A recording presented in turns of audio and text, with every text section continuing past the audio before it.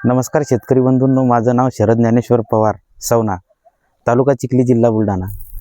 मागील खरीप हंगामात मी फुले चेतक नावाच्या मुंगाच्या वाणाची पेरणी केली होती। बियाणं मी हे कृषी केंद्रातून विकत घेतलं होतं।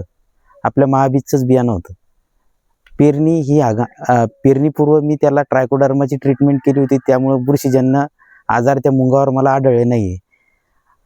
या मुंगाचे या वाणाचे वैशिष्ट्य सांगायचे झाले तर याला 40 ते 50 शेंगा लागतात प्रति झाडाला। याचे दाणे देखील टपोरे आहे। टपोरे दाणे असल्यामुळे याला चमक सुद्धा आहे।